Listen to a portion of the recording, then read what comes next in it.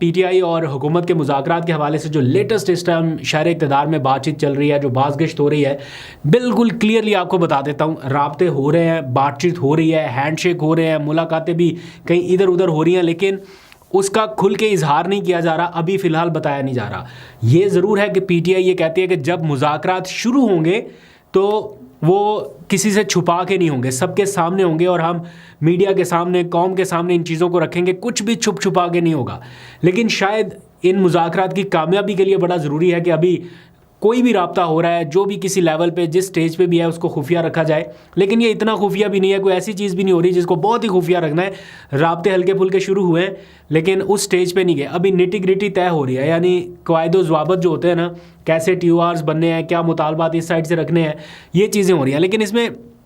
اگر آپ کو یہ دیکھنا ہو کہ کیا واقعی مذاکرات ہو رہے ہیں یا بالکل کچھ نہیں ہو رہا، تو آپ انتظار کیجئے کسی ایسے دن کا جس دن اڈیالہ جیل کا گیٹ بند رہتا ہے لیکن اچانک کھلے، کیونکہ پی ٹی آئی کے لوگ یہ ڈیمانڈ کر رہے ہیں کہ ہمیں عمران خان سے ملنا ہے، ان سے کچھ ڈائریکشنز لے کے، کچھ چیزوں کے اوپر بات چیت کر کے پھر آگے بڑھنا ہے۔ تو اگر حکومت یہاں تک فیسیلیٹیٹ کرتی ہے کہ کسی ایسے دن میں جب ملاقاتوں کا دن نہیں ہے اور پی ٹی آئی کے لوگ پہنچ گئے، یا کسی ان یوزول ٹائم پہ جیسے رات کے ٹائم گیٹ کھل جائے اڈیالہ کا اور ملاقاتیں ہو جائیں، دیٹ مینس کہ مذاکرات ہو رہے ہیں۔ لیکن اس میں اصل پرابلم جو ہے اس ٹائم فیس کرنی پڑ رہی ہے دونوں کیمپس کو، وہ یہ کہ دونوں کیمپس میں بہت سارے لوگ حامی ہیں مذاکرات ہونے کے، لیکن دونوں ہی کیمپ میں بہت سارے لوگ ایسے بھی ہیں جو مذاکرات کے نام پہ پھر ایک دوسرے کو طنز بھی کرتے ہیں۔ فار ایگزامپل، جیسے پی ٹی آئی نے اب مذاکرات کی حامی بھری کہ حکومت سے بات چیت کے لیے وہ تیار ہیں، تو دوسرے کیمپ سے، حکومتی کیمپ سے اب آوازیں آ رہی ہیں کہ کیا پہلے جو آپ ہمیں چور ڈاکو کہتے تھے اب وہ درست ہے، یا آپ اس بات سے پھر گئے ہیں؟ یا تو آپ چور ڈاکوؤں سے ہی مذاکرات کریں، آپ مانیں کہ آپ چور ڈاکوؤں سے کر رہے ہیں، یا پھر آپ ہماری جو لیجٹمیسی ہے اس کو تسلیم کریں۔ پھر وہ یہ بھی کہتے ہیں کہ اب چونکہ فرد جرم عائد ہو گئی فیض حمید صاحب پہ، تو 9 مئی کے واقعات کے تناظر میں اب آپ کو اور کوئی راہ نہیں دکھائی دے رہی، تو اب آپ مذاکرات کے لیے آ رہے ہیں۔ دوسری جانب پی ٹی آئی کے جو لوگ ہیں، کچھ لوگ وہ کہتے ہیں کہ ہمارے پاس کارڈز ابھی باقی ہیں، اگر حکومت نے مذاکرات نہ کیے تو پھر وہ سول نافرمانی کی کال والا 2 دن کے بعد آپشن استعمال ہوگا۔ اب 14 تاریخ اس کی ڈیڈ لائن ہے، آج 12 ہے، تو 2 دن ہی باقی ہیں، بلکہ ایک ہی دن، 14 سے تو وہ کہہ رہے ہیں کہ ہم اس کو اپلائی کریں گے۔ تو حکومت کے لوگ کہتے ہیں کہ آپ ہمارے گلے میں تلواریں لٹکا رہے ہیں نافرمانی والی کال کی، اور ایسے میں مذاکرات کر رہے ہیں، تو اس طرح نہیں ہو سکتے۔ کچھ لوگ کہتے ہیں کہ آپ 9 مئی سے بچنے کے لیے مذاکرات کر رہے ہیں، جب تک اس کا فیصلہ نہیں ہوگا مذاکرات نہیں ہو سکتے۔ تو رکاوٹیں بھی بہت ساری ہیں۔ تو فیصلہ یہ کیا گیا ہے کہ دونوں جانب سے جو سخت موقف رکھنے والے لوگ ہیں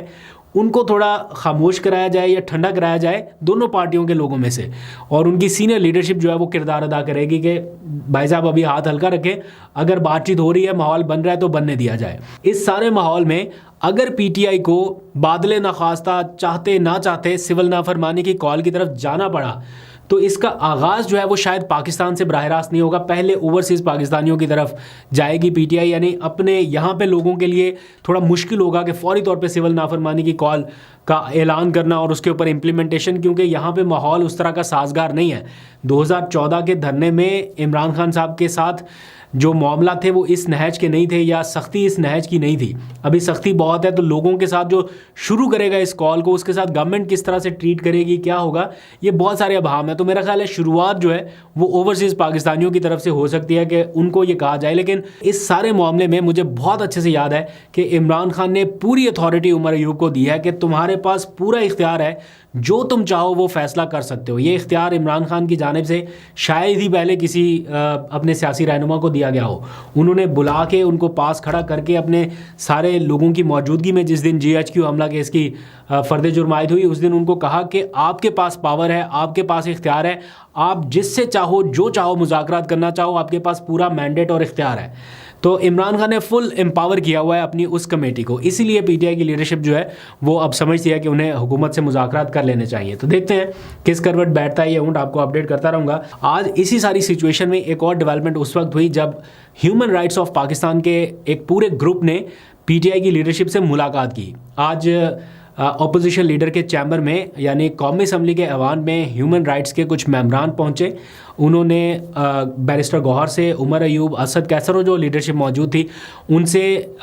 انسانی حقوق کی خلاف ورزیوں کے حوالے سے جو پی ٹی آئی کا نقطہ نظر ہے وہ جاننے کی کوشش کی، اور پی ٹی آئی نے 26 نومبر کے واقعات، اس سے پہلے ابھی جو کچھ بھی ہوا وہ پوری ایک روداد ان کے سامنے رکھی ہے. تو ہو سکتا ہے کہ ہیومن رائٹس